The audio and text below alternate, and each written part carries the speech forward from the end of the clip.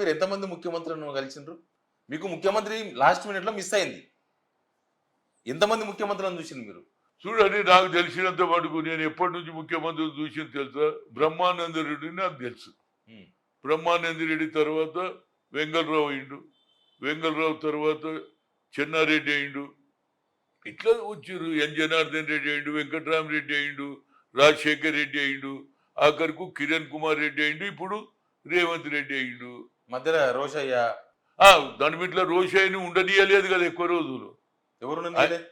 ఎవరు ఉండలేదంటే అది అందరికీ తెలుసు. నేను ఎందుకు చెప్పాలి అంటే, పాయింట్ ఏంటంటే రోషయ్య లెక్క మనిషి. వయసులు అంటే జర లెక్కతోటి ఉంటారు కదండి. ఏది ఒక పైసా లెక్కలు ఉంటుంది వాళ్ళు ఎంత అట్లా. ఆయన తక్కువ కులమా లేకుంటే ఎక్కువ కులమా పాయింట్ కాదు, కానీ ఆయన ఎన్నోసార్లు అసెంబ్లీలో ఫైనాన్స్ మినిస్టర్ బిల్లు పెట్టిండు. ఆయనకి ఎక్స్పీరియన్స్ ఉంది, కానీ ఎక్కువ రోజులు ఉండలేదు. ఆ తర్వాత కిరణ్ కుమార్ రెడ్డి అయినది అని తెలుసు. ఇప్పుడు ఇవాళ ఆ తర్వాత కె చంద్రశేఖర్ రావు గారు వచ్చారు.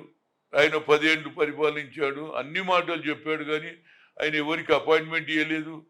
ఇక్కడ ప్రభుత్వం ఉంటే నువ్వు పోయి మహారాష్ట్రలో అబ్కి బార్ కిసాన్ కి సర్కార్ అని అక్కడ డబ్బులు వంచుతావు, పంజాబ్లో వంచుతావు, బీహార్లో వంచుతావు. ఇక్కడ పేదలు చచ్చిపోలేదా? రైతులు ఇక్కడ ఎవరికి వెళ్ళి అందుకు చేయాలి. ప్రజలు శిక్ష ఇచ్చి. ఇంతమంది ముఖ్యమంత్రుల్లో ఎవరు మంచి ముఖ్యమంత్రి అనిపించింది? నా లెక్కలో 200% నేను గట్టిగా చెప్పగలుగుతా. చెన్నారెడ్డి రెడ్డి అయినా పేదవాని గురించి ఆలోచన చేస్తాడు. ఆనాడు ఉన్నటువంటి బడుగు బలైన వర్గాలకు ఎక్కువ అధికారాలు ఇచ్చాడు. Very statesmen.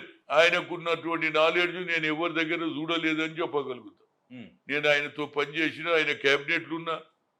ఒకప్పుడు ఆయన ముఖ్యమంత్రి ఉన్నప్పుడు నేను యూత్ కాంగ్రెస్ ప్రెసిడెంట్, ఆయన ముఖ్యమంత్రి అయిన మళ్ళోసారి అయినప్పుడు నేను ఆయన క్యాబినెట్, అప్పుడు కూడా యూత్ కాంగ్రెస్ ప్రెసిడెంట్. అప్పుడు youth Congress president, PCC president. అప్పుడు ఏమో ఫస్ట్ అయినప్పుడు ఆయన youth Congress president. Second time మళ్ళీ ఆయన చీఫ్ మినిస్టర్ అయినప్పుడు నేను పిసిసి ప్రెసిడెంట్. కానీ ఆ గౌరవం నాకు ఇప్పటిదానికి దక్కలేదు. మంచి రెస్పెక్ట్, పనిచేసే వాళ్ళని ఎంకరేజ్ చేసేవాడు. రెడ్డి అయినా, రెడ్డి హాస్టల్లో అందరు పోయిండ్రు ఆయన దగ్గరికి. సార్ మనం అంతా రెడ్డి. అరే ఏం మాట్లాడతారా బాబు, మన సంఖ్య ఏంది, మనం అందరినీ కలుపుకొని పోతే 4 రోజులు ఉంటాము, కింది వాడిని కూడా కలుపుకోవాలనే ఆలోచన కలిగిన వ్యక్తి. యాజ్ ఎ స్టేట్స్ పర్సన్ ఏ సబ్జెక్ట్లో ఆయన లాగా ఎక్స్పీరియన్స్, నాలెడ్జ్ ఉన్నోని నేనైతే చూడలే. బ్రహ్మానంద రెడ్డిని కొంత చూసినా కానీ అందరిలో నాకు ఈయన బాగా అనిపించిందని చెప్పగలుగుతాను.